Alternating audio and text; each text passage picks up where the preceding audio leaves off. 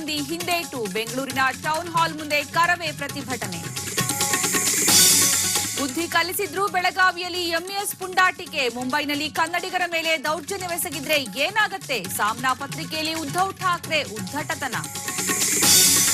ಚಹಾ ಪುಡಿಗೆ ಬಟ್ಟೆ ತಯಾರಿಕೆಗೆ ಬಳಸೋ ಕೆಮಿಕಲ್. ಉತ್ತರ ಕರ್ನಾಟಕದಲ್ಲಿ ಕ್ಯಾನ್ಸರ್ ಕಾರಕ ಟೀ ಪೌಡರ್ ಸೇಲ್. ಗದಗ ಜಿಲ್ಲಾಡಳಿತ ಲೋಬೋಸಾ ಕಂಪನಿ ಮುಚ್ಚಿಲ್ಲ, ಯಾಕೆ? ಮುನಿಸಿಬಿಟ್ಟು ಶಿವಣ್ಣನ ಆರ್ಯನ್ ಸಿನಿಮಾಗೆ ಕಿಚ್ಚನ ಕಂಠ. 28 ಸೆಕೆಂಡ್ನ ಗೌರವಾರ್ಪಣೆ ವಿಡಿಯೋಗೆ ಧ್ವನಿ. ಡಿ ರಾಜೇಂದ್ರ ಬಾಬುಗೆ ಸುದೀಪ್ ಋಣ ಸಂದಾಯ. ಟಿವಿ9 ನ್ಯೂಸ್ಗೆ ಸ್ವಾಗತ. ನಾನು ಸುಕನ್ಯಾ. ನಿತ್ಯಾನಂದನಿಗೆ ರಾಮನಗರ ಸಿಜೆಎಂ ಕೋರ್ಟ್ ಜಾಮೀನು ರಹಿತ ವಾರೆಂಟ್ ಜಾರಿ ಮಾಡಿದೆ. ರಾಮನಗರ ಕೋರ್ಟ್ಗೆ ಹಾಜರಾಗುವಂತೆ ಹೈಕೋರ್ಟ್ ನೀಡಿದಂತಹ ಆದೇಶವನ್ನ ನಿತ್ಯಾನಂದ ಪಾಲಿಸದ ಹಿನ್ನೆಲೆಯಲ್ಲಿ ಜಾಮೀನು ರಹಿತ ವಾರೆಂಟ್ ಜಾರಿ ಮಾಡಿದೆ. ಪುರುಷತ್ವ ಪರೀಕ್ಷೆ ವಿಚಾರ ಸಂಬಂಧಪಟ್ಟಂತೆ ಇಂದು ರಾಮನಗರ ಸಿಜೆಎಂ ಕೋರ್ಟ್ನಲ್ಲಿ ವಿಚಾರಣೆ ಇತ್ತು. ಇದಕ್ಕೆ ಖುದ್ದು ನಿತ್ಯಾನಂದ ಹಾಜರಾಗಬೇಕಾಗಿತ್ತು. ಆದ್ರೆ ನಿತ್ಯಾನಂದ ಪರ ವಕೀಲರು ನಿತ್ಯಾನಂದ ಧಾರ್ಮಿಕ ಕಾರ್ಯಕ್ರಮದಲ್ಲಿ ಭಾಗಿಯಾಗಿರೋದ್ರಿಂದ ಕೋರ್ಟ್ಗೆ ಹಾಜರಾಗೋದಕ್ಕೆ ಸಾಧ್ಯವಿಲ್ಲದ ಕಾರಣ ವಿನಾಯಿತಿ ನೀಡುವಂತೆ ಮನವಿ ಮಾಡಿ ಅರ್ಜಿ ಸಲ್ಲಿಸಿದ್ದರು. ಇದಕ್ಕೆ ಸಹಾಯಕ ಸರ್ಕಾರಿ ಅಭಿಯೋಜಕ ಕೆ ಗೋಪಾಲ್ ರಾವ್ ಆಕ್ಷೇಪ ವ್ಯಕ್ತಪಡಿಸಿದ್ದರು. ಎಪಿಪಿ ಗೋಪಾಲ್ ರಾವ್ ಅವರ ಆಕ್ಷೇಪಣೆ ಅಂಗೀಕರಿಸಿದ ರಾಮನಗರ ಸಿಜೆಎಂ ನ್ಯಾಯಾಲಯ ನಿತ್ಯಾನಂದನಿಗೆ ಜಾಮೀನು ರಹಿತ ವಾರೆಂಟ್ ಜಾರಿ ಮಾಡಿದೆ.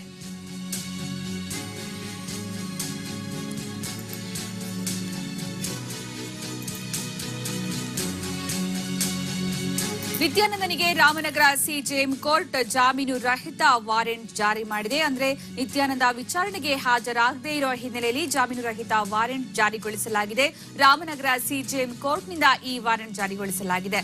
ಹೈಕೋರ್ಟ್ ಆದೇಶ ಪಾಲಿಸಿದ ಹಿನ್ನೆಲೆಯಲ್ಲಿ ಈ ವಾರೆಂಟ್ ಅನ್ನು ಜಾರಿಗೊಳಿಸಲಾಗಿದ್ದು ಕೋರ್ಟ್ಗೆ ಹಾಜರಿಯಿಂದ ವಿನಾಯಿತಿ ನೀಡೋದಕ್ಕೆ ನಿತ್ಯಾನಂದ ಪರ ವಕೀಲರು ಅರ್ಜಿಯನ್ನ ಸಲ್ಲಿಸಿದ್ರು. ಆದ್ರೆ ಧಾರ್ಮಿಕ ಕಾರ್ಯಕ್ರಮಗಳಿರೋ ಕಾರಣಕ್ಕಾಗಿ ಹಾಜರಾಗೋದಕ್ಕೆ ಸಾಧ್ಯ ಆಗ್ತಾ ಇಲ್ಲ ಅನ್ನುವಂತಹ ಕಾರಣವನ್ನ ಕೂಡ ನೀಡಿದ್ರು. ಆದ್ರೆ ಇದಕ್ಕೆ ಎಪಿಪಿ ಕೆ ಗೋಪಾಲ್ ರಾವ್ ಆಕ್ಷೇಪಣೆ ಸಲ್ಲಿಸಿದ್ರು. ಆಕ್ಷೇಪಣೆಯನ್ನ ರಾಮನಗರ ಸಿಜೆಎಂ ನ್ಯಾಯಾಲಯ ಅಂಗೀಕರಿಸಿದೆ. ಹೀಗಾಗಿ ನಿತ್ಯಾನಂದನಿಗೆ ಜಾಮೀನು ರಹಿತ ವಾರೆಂಟ್ ಜಾರಿ ಮಾಡಿದೆ. ಇನ್ನು ಇವತ್ತು ವಿಚಾರಣೆ ನಡೆಯಬೇಕಾಗಿದ್ದು ನಿತ್ಯಾನಂದ ಪುರುಷತ್ವ ಪರೀಕ್ಷೆ ವಿಚಾರಕ್ಕೆ ಸಂಬಂಧಪಟ್ಟಂತೆ ವಿಚಾರಣೆ ಬಾಕಿ ಇತ್ತು. ಈ ಒಂದು ಪ್ರಕರಣಕ್ಕೆ ಸಂಬಂಧಪಟ್ಟಂತೆ ಹಾಜರಾಗೋದಕ್ಕೆ ನಿತ್ಯಾನಂದ ನಿರಾಕರಿಸಿದ ಹಿನ್ನೆಲೆಯಲ್ಲಿ ಜಾಮೀನು ರಹಿತ ವಾರೆಂಟ್ ಜಾರಿ ಮಾಡಲಾಗಿದೆ.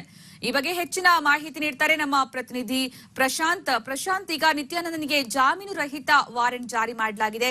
ಯಾವ ವಿಚಾರಣೆಗೆ ಅವರು ಹಾಜರಾಗೋದಕ್ಕೆ ಬಾಕಿ ಇತ್ತು? ಆಮೇಲೆ ಏನ್ ಕಾರಣವನ್ನ ಕೊಟ್ಟಿದ್ರು?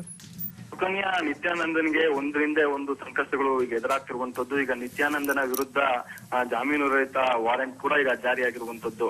ಏನು ನಿತ್ಯಾನಂದನ ವಿರುದ್ಧ ಏನು ಪುರುಷತ್ವ ಪರೀಕ್ಷೆ ಇತ್ತು ಅಂದ್ರೆ ಆತ ನಾನು ಸಣ್ಣ ಮಗುವಿನಂತೆ ನಾನು ಲೈಂಗಿಕ ಕ್ರಿಯೆಯಲ್ಲಿ ತೊಡ್ಕೊಳಕ್ ಆಗಲ್ಲ ಅಂತ ಹೇಳಿ ಒಂದು ರಾಮನಗರ ಕೋರ್ಟ್ ಅಲ್ಲಿ ಅವನು ವಾದವನ್ನ ಮಂಡಿಸಿದ್ದ.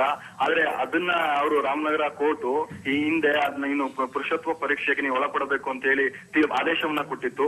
ಆದ್ರೆ ಅದನ್ನ ಅವನು ಮನವಿಯನ್ನ ಮಾಡಿ ಹೈಕೋರ್ಟ್ ಅಲ್ಲಿ ಕೂಡ ಮನವಿನ ಸಲ್ಲಿಸಿದ್ದ. ತಡೆಯಾಜ್ಞೆ ನೀಡಿತ್ತು. ಈಗ ಕೆಲವು ದಿನಗಳ ಕೆಳಗೆ ಆ ತೀರ್ಪನ್ನ ಕೂಡ ಹೈಕೋರ್ಟ್ ವಜಾಗೊಳಿಸಿತ್ತು. ಆ ನಂತರ ಕೂಡ ಅದ್ರ ಮೇಲೆ ಅವನು ಅಪೀಲ್ ಕೂಡ ಹೋಗಿದ್ದ. ಆ ಅಪೀಲ್ ಅನ್ನು ಕೂಡ ಏನು ಹೈಕೋರ್ಟ್ ಅದನ್ನ ರಿಜೆಕ್ಟ್ ಮಾಡಿ ಇಲ್ಲ ನೀವು ಪುರುಷತ್ವ ಪರೀಕ್ಷೆಗೆ ಒಳಪಡಿಸಬೇಕು ಅಂತ ಹೇಳಿದ್ರು. ಈ ಸಂಬಂಧವಾಗಿ ಸಿಟಿ ಪೊಲೀಸರು ಕೂಡ ಈಗಾಗಲೇ ನೋಟಿಸ್ ಕೂಡ ಜಾರಿ ಮಾಡಿದ್ರು. ಈ ಪ್ರಕರಣಕ್ಕೆ ಸಂಬಂಧಪಟ್ಟಂತೆ ಇವತ್ತು ರಾಮನಗರದ ಸಿಜೆಎಂ ಕೋರ್ಟ್ ಅಲ್ಲಿ ವಿಚಾರಣೆ ಇತ್ತು. ವಿಚಾರಣೆಗೆ ಏನು ನಿತ್ಯಾನಂದ 6 ಜನ ನ್ಯಾಯಾಲಯಕ್ಕೆ ಬಂದಿರಲಿಲ್ಲ.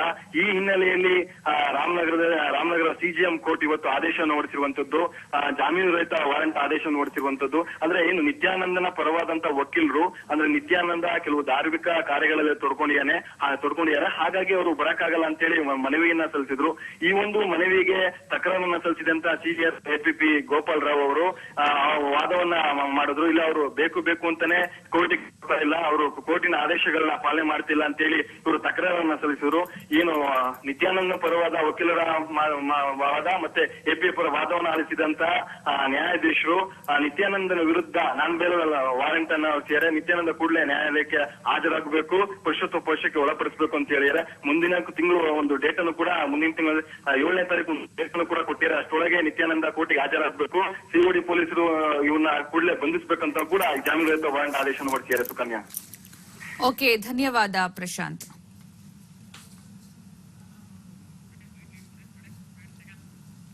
ಇನ್ನು ಅರ್ಕಾವತಿ ಬಡಾವಣೆ ವಿದ್ಯುತ್ ನೋಟಿಫಿಕೇಶನ್ಸ್ಗೆ ಸಂಬಂಧಪಟ್ಟಂತೆ ಪ್ರತಿಪಕ್ಷ ಬಿಜೆಪಿ